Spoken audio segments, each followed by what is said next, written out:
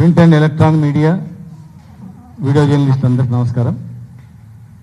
ఇక్కడ కూర్చున్నటువంటి వాళ్ళందరం ఆనాడు స్వామిగౌడ్ గారి నేతృత్వంలో ఉద్యోగుల సమస్యల గురించి కొట్లాడినాం. కానీ కేవలం ఉద్యోగుల సమస్యలే కాదు, ఇక్కడ ఉన్న వాళ్ళందరం కూడా తెలంగాణ ఉద్యమం స్టార్ట్ అయిన తర్వాత మేమందరం కూడా తెలంగాణ రాష్ట్రమే మా ఏకైక ఎజెండా అని చెప్పి తెలంగాణ రాష్ట్రం గురించి కొట్లాడేటువంటి వాళ్ళం. మేము ఉద్యోగుల హక్కుల గురించి ఏనాడు కూడా ఉద్యమం స్టార్ట్ అయిన తర్వాత ప్రమోషన్ల గురించో లేదంటే డిఏల గురించో పిఆర్సీల గురించో కొట్లాడిన వాళ్ళం కాదు. మేము రాష్ట్రం వస్తే ప్రజలు బాగుపడతారు, రైతులు బాగుపడతారని చెప్పి రాష్ట్రం గురించి కొట్లాడేటువంటి వాళ్ళం. మేము రాష్ట్ర సాధనలో అగ్రభాగాన నిలిచినటువంటి వాళ్ళం. మేము కేసీఆర్ గారి నేతృత్వంలో పొలిటికల్ పార్టీలను ఐక్యం చేస్తే మేము ప్రజా సంఘాలను ఉద్యోగులను ఐక్యం చేసి వారి నేతృత్వంలో తెలంగాణ ఉద్యమంలో పాల్గొని కేసులై అత్యాత్మ పాల్పడ్డ కూడా భయపడకుండా జైళ్లలో పెట్టినా కూడా జైళ్లకు వచ్చి తెలంగాణ గురించి కొట్లాడిన వాళ్ళం, తెలంగాణ రాష్ట్రం స్థాపించిన వాళ్ళం. మేము తెలంగాణ రాష్ట్రం గురించి ఏర్పడినటువంటి joint action committee Congress party, BJP party, మరి టీఆర్ఎస్ పార్టీతో పాటు అనేక రాజకీయ పార్టీలు ఉన్నటువంటి జాయింట్ యాక్షన్ కమిటీకి మేము కన్వీనర్గా, చైర్మన్గా, కో చైర్మన్గా ఉన్నటువంటి వాళ్ళం. మేము రాష్ట్రం సాధించడంలో ఇవాళ రాష్ట్రం వచ్చింది, ముఖ్యమంత్రులు అయినరు, మీరందరూ మంత్రులు అయినరు, మీకు అన్ని పదవులు వచ్చినాయంటే, అన్ని పార్టీలకు తెలంగాణ విభాగాలు వచ్చినాయంటే రాష్ట్రం వచ్చినందుకే. లేకపోతే ఆంధ్రప్రదేశ్లో 2 పదవులు వస్తే పదవులకు ఆశపడి కక్కుర్తిపడి రాష్ట్రాన్ని తుమ్మలో దొక్కినటువంటి వాళ్ళ చరిత్ర కూడా చాలా మంది ఉంది. మరి రాష్ట్రం సాధించిన వాళ్ళం మేము. రాష్ట్రం వచ్చిన తర్వాత ప్రభుత్వంతో కొట్లాడి మాట్లాడి చర్చించి లౌక్యంతో 43% పిఆర్సీ గడువు లోపలనే రాష్ట్రం ఏర్పడిన 2 నెలల లోపలనే మొదటి పిఆర్సీ ఇప్పించినాం. నెక్స్ట్ గడువులో అయిపోతున్న తరుణంలోనే మళ్ళా 30% ఇప్పించినాం. మళ్ళా 3వ పిఆర్సీ 5% ఐఆర్ ఇప్పించినాం. ఆర్థిక పరిస్థితులను దృష్టి పెట్టి ఎలక్షన్ తర్వాత చేద్దాం అనుకున్నాం. నెల రోజులు గడువిచ్చి 30,000 మందికి 40,000 మందికి ప్రమోషన్లు ఇప్పించినాం. రాష్ట్రం ఏర్పడిన తర్వాత ఆనాడు గ్రూప్ 1లో ఓపెన్ కేటగిరీ ఉంటే మళ్ళీ ఇవన్నీ ఆంధ్ర తెలంగాణ ప్రజలు ఒకటే భాష కనుక ఈ పోస్టులన్నీ పోతాయని చెప్పి ప్రభుత్వానికి ఇచ్చి 90% లోకల్కే ఓపెన్ కేటగిరీ పోస్టులు అన్నీ కూడా 95% లోకల్కి వచ్చేటట్లు మరి మేమందరం ప్రభుత్వానికి ఇచ్చి 90% గ్రూప్ 1 ఉద్యోగాలు ఇక్కడి వాళ్ళకే దక్కేటట్లు, జిల్లాలో 90% జిల్లా పోస్టు జిల్లా వాళ్ళకే దక్కేటట్లు రాష్ట్రపతి ఉత్తర్వులను సవరించి మరి తీసుకొచ్చినటువంటి వాళ్ళం. మేము అనేక అంశాల్లో మేము మాట్లాడుతూ ఉన్నాం. తెలంగాణ జరుగుతుంటే అనేక అంశాల్లో ఆ రోజు ప్రభుత్వంతో ఉన్నటువంటి లౌక్యంతో అందరము మాట్లాడి చర్చించి సాధించినాం. ఇలా అనేక అంశాలు తెలంగాణకు ఆగమవుతుంటే నష్టం జరుగుతుంటే మేము మాట్లాడుతూ ఉన్నాం. మరి మేము ఒక ఉద్యోగులుగా ఉద్యోగాలనే త్యాగం చేసి రాష్ట్ర సాధనలో జైళ్లకు వెళ్ళింది. రాష్ట్రం రాకుంటే ఎంతమంది చనిపోయే వాళ్ళు, ఎంతమంది జీవితాలు నాశనం అయ్యేటివో. మరి మా త్యాగాలు శ్రీకాంత్ చారి అమరుల త్యాగాల కన్నా గొప్పవి కాకపోవచ్చు, కానీ కావు, ఎట్టి పరిస్థితులకు అయినా వాళ్ళ ఆశయాలకు అనుగుణంగా మేము ఈరోజు పనిచేస్తూ ఉన్నాం. చాలా మందికి తెలియదు, సమైక్యవాదులకు తెలియదు, తెలంగాణ వద్దన్నలకు తెలియదు ఆ విలువ ఏంటో. ఇవాళ తెలంగాణ వద్దన్నలు కానీ తెలంగాణ కోరుకోనలు కానీ ఇవాళ ఏ రకరకాల పదవులున్నా రకరకాలుగా మాట్లాడుతున్నారు చులకనగా. కానీ అసలైన సిసలైన తెలంగాణ వాదులకు మాత్రం ఈ గ్రూప్ ఏందో, వీళ్ళ కష్టాలు ఏందో వాళ్ళందరికీ తెలుసు. ఇలా మాకు ఉద్యోగులు అంటే కడుపు మండుతుంది. ఉద్యోగులని అవమానపరుస్తుంటే ఇదేందిరా ఇట్లయిపోయింది ఈ పరిస్థితి అని చెప్పి బాధ ఉంది. తెలంగాణ ఉద్యమంలో పాల్గొని రిటైర్ అయిన వాళ్లకు డబ్బులు రాక, ఆరోగ్యాలు బాగాలేక హెల్త్ కార్డులు జర్నలిస్టులకు కూడా మేము కలుపుకున్నాం. జర్నలిస్ట్ హెల్త్ కార్డు కూడా మాతో పాటు ఇవ్వాలని చెప్పి అన్నాడు. హెల్త్ కార్డులు ఎవరు చూస్తలేడు. వాళ్ళు దాచిపెట్టుకున్న డబ్బులు వాళ్ళకు వాపస్ ఇవ్వమంటే ఏదో వాళ్ళ జైలుకి ఇస్తున్నట్లు ప్రజలకు చెప్తుంటే ఇలా బాధ కలుగుతూ ఉంది. బ్యాంకులో డబ్బులు పెట్టినట్లు మీ దగ్గర డబ్బులు నెల నెల జీతాలు కట్టిన డబ్బులు వాపస్ ఇవ్వడానికి ఆ డబ్బులు ఇవ్వట్లేదు. దాదాపు 10,000 మంది ఎదురు చూస్తున్నారు, చనిపోతున్నారు, గుండె వల్ల చనిపోతున్నారు, వైద్యం అందక చనిపోతున్నారు. పాత పెన్షన్ విధానాన్ని రద్దు చేస్తాం, కొత్త పెన్షన్ విధానం రద్దు చేసి పాత పెన్షన్ విధానం ఇస్తామంటే మా ఉద్యోగులు నమ్మి ఓట్లేస్తే ఇలా ఊసు లేదు, పాస్ లేదు. ఒక డిఏ మేము గవర్నమెంట్తో మాట్లాడి ఇప్పించినాం, ఎలక్షన్ కోడ్ వల్ల ఆగిపోయింది. ఇప్పుడు ఒక్క డిఏ ఇచ్చి 5 డిఏలు ఈ దేశంలో ఏ రాష్ట్రంలో కూడా 5 డిఏలు పెండింగ్ లేవు. ఇప్పటికే స్వాతంత్రం వచ్చినప్పటి నుంచి ఇప్పటి వరకు దాదాపు 2.5 పిఆర్సీలు వెనుకబడిపోయినాం సరైన టైంకి ఇయ్యక. ఇవాళ దాదాపు 2 సంవత్సరాలు అయింది ప్రభుత్వం వచ్చి. అసలు ఏం చేసింది? మీరు ఇచ్చినటువంటి ఈ ఎలక్షన్ ఈ మేనిఫెస్టో ఉంది, ఈ మేనిఫెస్టోలో ఏమి ఇచ్చింది? ఒక్కటన్నా అమలైందా? దీనిలో ఉద్యోగులకు ఇచ్చింది ఏంది? ఒక డిఏ ఇచ్చి నెల నెలా జీతాలు ఇస్తున్నాం. కరోనాలో కూడా జీతాలు ఇప్పించినాం. మేము కరోనా సమయంలో జీతాలు ఇచ్చినాం. ఎప్పుడు ఉద్యోగులను అవమానపరచలా. ఇన్ని హామీలు ఇచ్చిండ్రు, ఈ ఇన్ని హామీలలో ఒక్క హామీ కూడా నెరవేరలేదు. ఒక్క హామీ కూడా లేదు ఉద్యోగులు ఇచ్చిన హామీలలో. ప్రైవేటు ఉద్యోగులకు, కాంట్రాక్ట్ ఉద్యోగులకు కూడా మేము పిఆర్సీ ఇప్పించినాం. ఇక్కడ ఉన్నటువంటి టీం అందరం కలిసి. ఈ దేశంలో కాంట్రాక్ట్ ఉద్యోగులకు 30% పిఆర్సీ ప్రభుత్వ ఉద్యోగులకు సమానంగా ఇచ్చింది కూడా ఎక్కడ లేదు.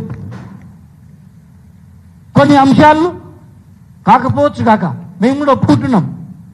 ఆనాడు అధికారుల తీరు వల్ల ఆ 371 జియో కావచ్చు, 317 జియో కావచ్చు, కొన్ని విషయాల్లో ఖచ్చితంగా ఈ కొట్లాడి సాధించేవాళ్ళం మేము. కానీ ఇలా ఫైనాన్షియల్ సపరేట్ అంట, నాన్ ఫైనాన్షియల్ సపరేట్ అంట. అవి విడదీసి ఈ 12 అంశాలు మాత్రం పక్కకు పెట్టి ఫైనాన్షియల్ లేని మాత్రం నిలుస్తాయి.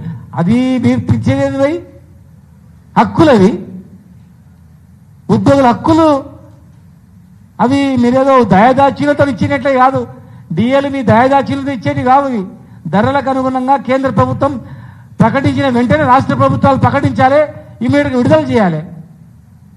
పప్పు, ఉప్పు, బెల్లం అవన్నీ నిత్యావసర వస్తువుల ధరలకు అనుగుణంగా డిఏలు పెరుగుతాయి.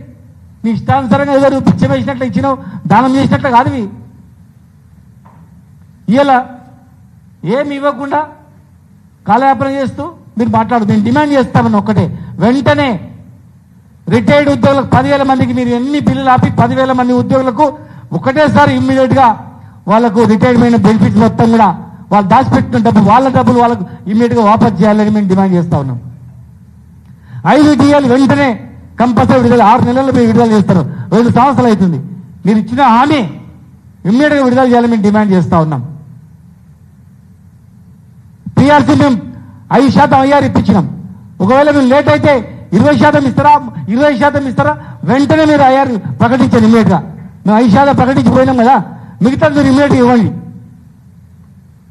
ఒకవేళ గడువు దాటితే 6 నెలల్లో మీరు ఇచ్చిన నివేదికను ఇంప్లిమెంట్ చేస్తామన్నారు, చేయలేదు. అది అట్లీస్ట్ ఇదన్నా చేయండి. హెల్త్ కార్డ్స్ అపోలో కార్పొరేట్ హాస్పిటల్లో, ఎన్ఐపిహెచ్ హాస్పిటళ్లలో జర్నలిస్టులకు, ఉద్యోగులకు, రిటైర్డ్ ఉద్యోగులకు ఏ జబ్బు వచ్చినా ఎంత డబ్బులైనా సరే మీరు వెంటనే వైద్యం చేసి వాళ్ళను ఆరోగ్యంగా కాపాడండి. మీరు డబ్బు పెడితే పెట్టండి. ఇంకేమైనా తక్కువైతే మీరు అడగండి, ఇవ్వమంటే మేము ఇస్తాం. మా పెన్షన్ డబ్బులకి ఇస్తాం, మా జర్నలిస్టులకు కూడా ఇస్తాం, మా రిటైర్డ్ ఉద్యోగులకు ఇస్తాం. ఏ జబ్బు వచ్చినా సరే 20 లక్షలు కానీ 30 లక్షలు కానీ ఆ వైద్యం చేయించి మీరు పంపండి.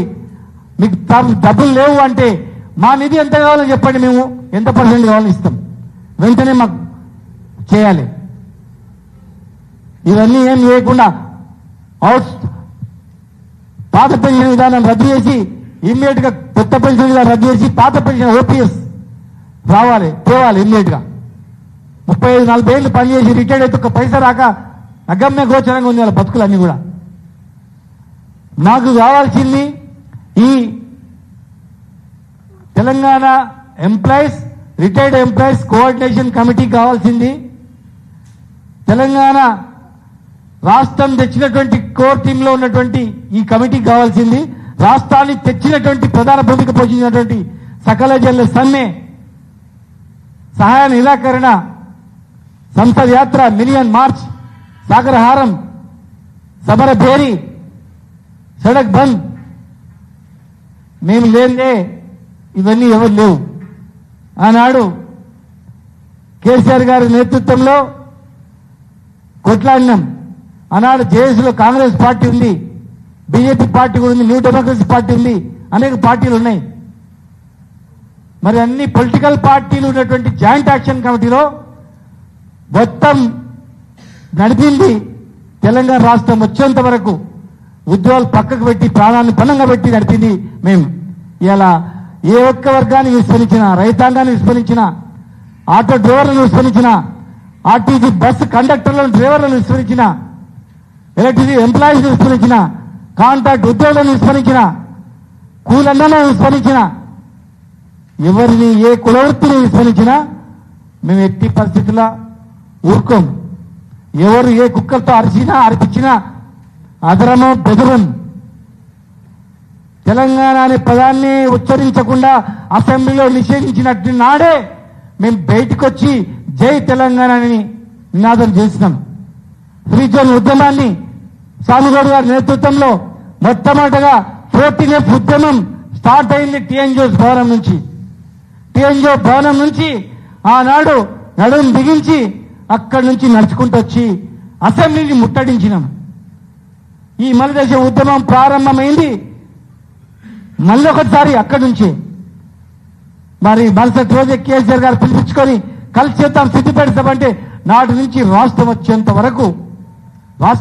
వరకు మేమందరం కూడా ప్రాణాలకు తెగించి కొట్లాడిన వాళ్ళం మేము. కనుక ఈ రాష్ట్రానికి ఏమన్నైనా, రాష్ట్ర ప్రజలకు ఏమన్నైనా, తెలంగాణ తెచ్చిన నాయకులను ఎవరైనా టార్గెట్ చేసి మాట్లాడినా, తెలంగాణ నాయకులను ఏ రకంగా చులకన చూసినా ఎట్టి పరిస్థితుల్లో మేము ఊరుకోం. వెంటనే ప్రకటించాలి, లేదంటే మేము కలుస్తాం. చీఫ్ సెక్రటరీని కలుస్తాం, ఫైనాన్స్ మినిస్టర్ని కలుస్తాం, ముఖ్యమంత్రిగా కలుస్తాం, గవర్నర్ని కలుస్తాం. తొందరలో ఇవన్నీ పరిష్కారం కాకపోతే మళ్ళా మేమందరం కలిసి నాడు తెలంగాణ రాష్ట్ర సాధనకు సహకరించినటువంటి పార్టీలను, నాయకులను, వ్యక్తులను పిలుచుకొని మేము ఖచ్చితంగా ఉద్యమిస్తామని చెప్పి ఆనాడు కూడా వ్యక్తిగా మేమందరం కూడా దేశంలో ఉన్నప్పుడు, రాష్ట్రం వచ్చిన తర్వాత కూడా మేము ఉన్నంత వరకు ఈ రాష్ట్రాన్ని కాపాడుకుంటూనే ఉంటామని చెప్పి ఏ నాయకుల మీద ఎన్ని అవమానాలైనా ఆ రోజు ఎదుర్కొన్నాం, ఎన్ని అబాండాలు వేసినా ఎదుర్కొన్నాం, రాష్ట్రం వచ్చేట్టుకున్నాం. ఈనాడు కూడా ఖచ్చితంగా మాకు బాధ్యత ఉంది. రాష్ట్రం తెచ్చిన వాళ్ళం కనుక, రాష్ట్రం గురించి జైళ్లలో పోయే వాళ్ళం కనుక ప్రధానమంత్రి గారిని ఆ రోజు విఠల్ గారు, దేవప్రసాద్ గారు, ఇక్కడ సుధాకర్ అన్న, స్వామి నాయకత్వంలో కేసీఆర్ గారు ఎమ్మెల్యే ప్రధానమంత్రి మన్మోహన్ సింగ్ గారిని కలిస్తే ఉద్యోగులు ఎందుకు సమ్మె చేసినంటే తెలంగాణ గురించి, అంటే తెలంగాణ రాష్ట్రం వస్తే వీళ్ళకేమైనా లాభం వస్తుందా అంటే, ఇంకేమైనా కొత్తగా ఏమైనా కలుగుతుందా అంటే లేదు, రాష్ట్రం ఆ డిమాండ్ లేదు, రాష్ట్రం గురించి డిమాండ్ అంటే ప్రధానమంత్రి ఆశ్చర్యపోయాడు. ఈ భారతదేశంలో ఒక రాష్ట్రం కావాలని నిస్వార్థంగా పోరాటం చేసిన ఉద్యోగులు తెలంగాణలో ఉన్నారంటే ఎంత గర్వం ఉందని ప్రధానమంత్రి మన్మోహన్ సింగ్ గారు మెచ్చుకున్నారు. కనుక ఎవరెన్ని మొరిగినా, ఏ కుక్కలు అరిచినా పట్టించుకోకుండా ఆనాడు మేము తెలంగాణ రాష్ట్రం నుంచి కొట్లాడినాం. మా ఉద్యోగులను, మా రిటైర్డ్ ఉద్యోగులను, మా కాంట్రాక్ట్ ఉద్యోగులను మేము ఖచ్చితంగా కాపాడుకుంటామని చెప్పి మేము తెలియజేస్తూ